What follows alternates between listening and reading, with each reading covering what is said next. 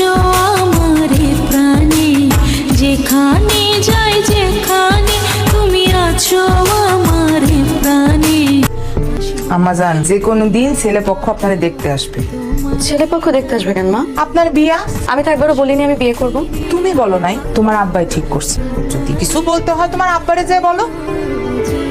আপা কি রে মা, কিছু বলবি? না কিছু বলবো না মা, আমি একটা বার একটু আব্বারে বোঝাই বলবো আমি আর বিয়ে করব না। আমার কথা কিচ্ছু যাইবো আসবো না, বুঝতে পারতেছো?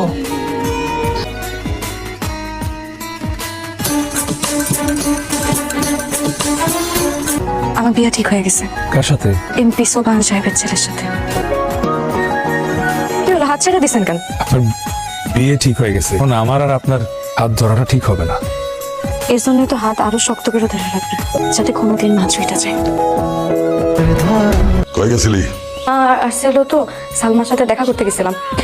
আমার সাথে চালাকি করস না। আয়, আয়।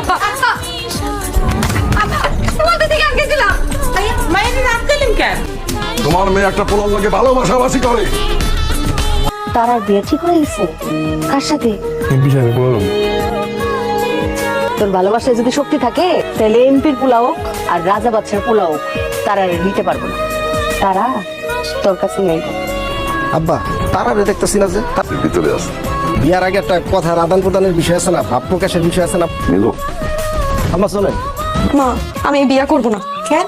এই ব্যাপারে আমার ভালো লাগে নাই। আমারে না বইলা আপনি আপনার আব্বারে বলেন।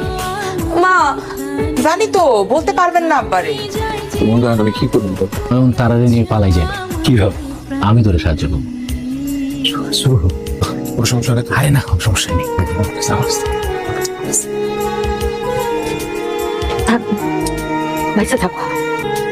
এই সিটটা আমার শাশুড়ি দেওয়া, যত্ন করে রাখো। আমার নয়ন রে, তোমার নয়নের মনে করে রাখো। খুঁজে খুঁজে যা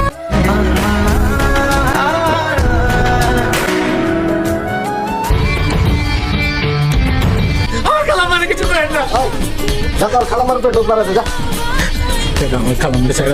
এখনো সময় আছে, ক আমার মাইয়া কই? আমি সব জানি, আমি সব জানি, আমি সব কইতেছি। আগে খালা আমার ছেড়ে দেন। বন্ধু তুই আসতেই তাহলে।